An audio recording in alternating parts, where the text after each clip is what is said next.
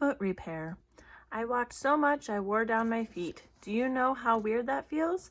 I went to the cobbler. Aha, says he, you need new soles and heels. So he took some tacks and some thick new skin, and quick as quick could be, he stitched and he clipped and he glued and he snipped, and he shined them up for me. But when he said $10, please, it almost knocked me flat. $10? Just for heels and soles? I could have bought new feet for that.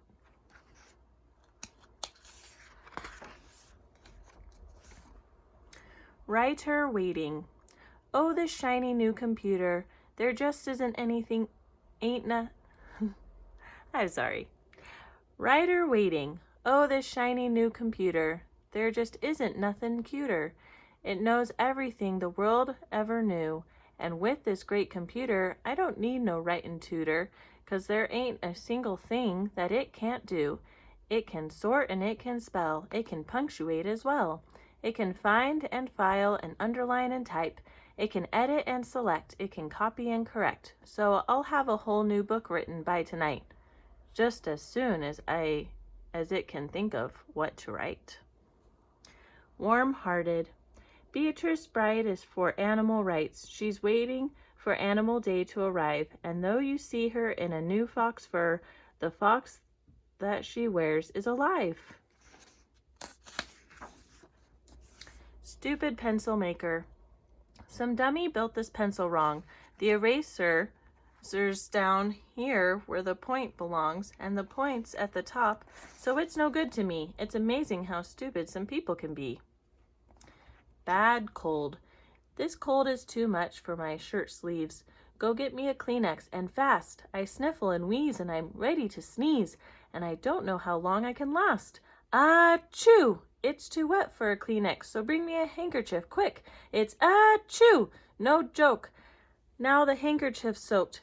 Hey, a dish towel just might do the trick. Achoo! It's too much for a bath towel. There never has been such a cold. I'll be better off with that big tablecloth. No, bring me the flag off the pole. Achoo! Bring me the clothes from the closet. Achoo!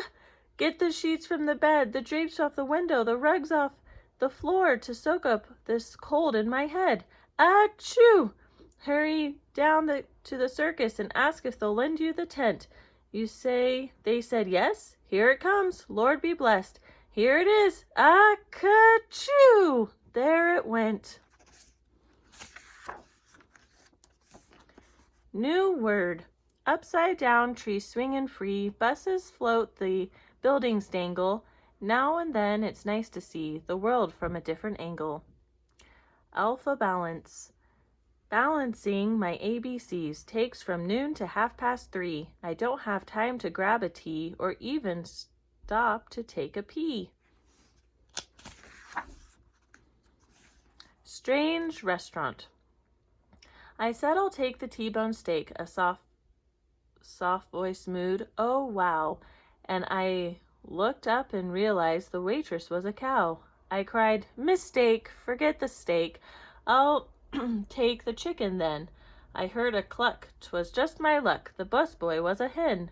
I said, okay, no fowl today. I'll have the seafood dish. Then I saw through the kitchen door the cook. He was a fish. I screamed, is there anyone working here who's an onion or a beet? No? You're sure? Okay then, friends, a salad's what I'll eat. They looked at me. Oh no, they said, the owner is a cabbage head. Woulda, coulda, shoulda. All the woulda, coulda, shouldas layin' in the sun, talking about the things they woulda, coulda, shoulda done. But those woulda, coulda, shouldas all ran away and hid from one little did. Sybil, the magician's last show. Magical Sybil was much too cheap to buy her rabbit a carrot. He grew so thin, just bones and skin, so starved he couldn't bear it. And so as she reached into her hat to grab him by the ears, she felt a tug, she felt a pull, and whap! She disappeared. The greatest act we've ever seen. We cheered for Magical Sybil, but all that remained was a hat and a cape, and the sound of a bunny going nibble, nibble, nibble. Rotten convention. They had a rotten convention, and everyone was there. Hamburger Face and Gruesome Grace, and the Skull with slimy hair. There was Mr. Mud and Creepin' Crud, and the Drooler and Belchin' Bob. There was Three-Headed Ann, she was holdin' hands with the Whimperin' Simperin' Slob. The unpronounceable name he came, and so did Saw-Nosed Dan, and Poopin' Pete and Smelly Feet, and the half-invisible man. There was Sudden Death and Sweat-Sock Breath, Big Barf and the Deadly Boar, and Killin' Dillon and other villains we'd never seen before. And we all sat around and told bad tales of the rottenest people we knew, and everybody there kept asking, "What were you?"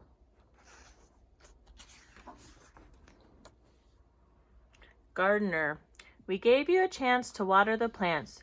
We didn't mean that way. Now zip up your pants. Medusa, coil and hiss, writhe and twist. My hairdo won't get done, 'cause one hair's hissing ponytail, the other one yells simple bun. One whispers cornrows, one screams bangs, one shouts just wash and dry, one snaps no curl and tie, one hollers bleach and dye it. And how am I to fix my hair if my hair will not keep quiet? We're out of paint, so let's paint a picture with our food. For red, we'll squeeze these cherries. For purple, let's splash grape juice on.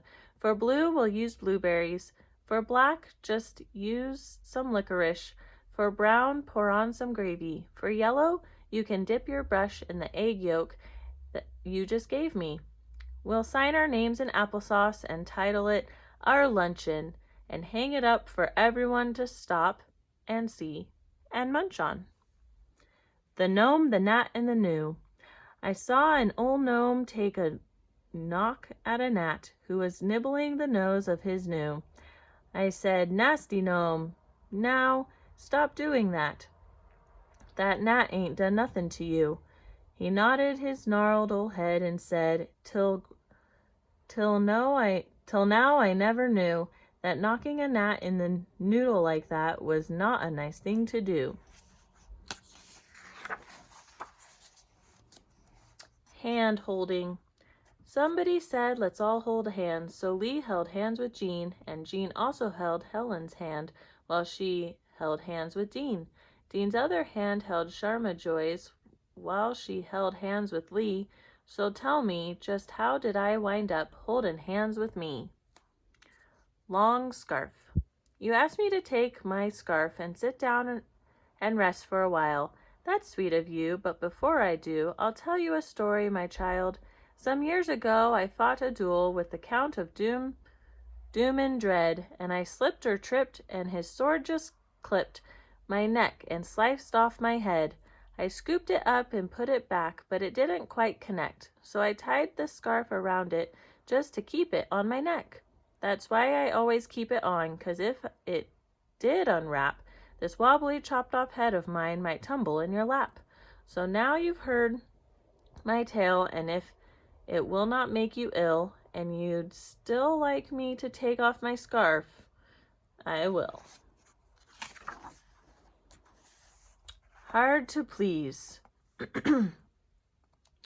Elaine gives me a pain, Gil makes me ill, Winnie's ninny, Orin is born, Millie is silly, Rosie is nosy, Junie is loony, Gussie is fussy, Jackie is wacky, Tommy is balmy, Mary is scary, Tammy is clammy, Abby is crabby, Patty is batty, Maisie is lazy, Tiny is whiny, Missy is prissy, Nicky is picky, Ricky is tricky, and almost everyone makes me sicky. Whew. They say I have my father's nose, my grandpa's eyes, my mother's hair. Could it be that my behind's the only thing that is really mine? The Toy Eater. You don't have to pick up your toys, okay? You can leave them right here on the floor. So tonight when the terrible toy-eating Tukul comes tiptoeing in through the crack in the door, he'll crunch all your soldiers, he'll munch on your trucks, he'll chew your poor puppets to shreds, he'll swallow your big wheel and slurp up your paints, and bite off your dear dollies' heads. Then he'll wipe off his lips with the sails of your ship, and making a burpity noise, he'll slither away and say, but hey, that's okay. You don't have to pick up your toys.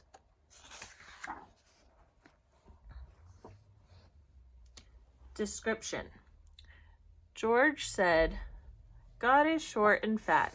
Nick said, no, he's tall and lean. Len said, with a long white beard. No, said John, he's shaven clean. Will said, he's black. Bob said, he's white. Rhonda Rose said, he's a she. I smiled, but never showed 'em all the autographed photograph God sent me. Shoe talk. There's no one to talk with, I'll talk with my shoe. He does have a tongue, and an inner soul too. He's awfully well polished, so straight-laced and neat, but he talks about nothing but feet, feet, feet. People Zoo. I got grabbed by the elk and the caribou. They tied me up with the vine lasso and whisked me away to Animal Loo, where they locked me up in the People Zoo. And now I'm here in a cage that is small as can be. You can't let wild people just run around free. And I'm fed bread and tea at 2:45, and the animals all come and gander at me. They point and they giggle, and sometimes they spit. There's bars at on my cage so they can't poke or hit. And they scream, do a trick, but I stubbornly sit, not doing nothing, but thinking a bit. So you come visit, just howl and honk or moo, and they try to pretend you're an animal too. 'Cause if you're a person, they'll throw you into cage 2 of the zoo here in Animal Loo. The tongue sticker outer. They say that once in Zanzibar, a boy stuck out his tongue so far, it reached the heavens and touched a star, which burned him rather badly. I wasn't there, but they say that lout now keeps his tongue inside his mouth. But if you ask him to stick it out, I think he'll do it gladly. Hypnotized. How would you like to get hypnotized? Stare deep, deep into my eyes. Now you're getting drowsy. Fall asleep. Deep, deep, deep asleep. And I have you in my power. Mow the lawn for half an hour. Shine my shoes, trim my hair, wash out all my underwear, do my homework, scratch my back, cook me up a great big snack of pancakes and go wash my plate, get some nails and fix the gate. Now wake up and open your eyes. Wasn't it fun to be hypnotized?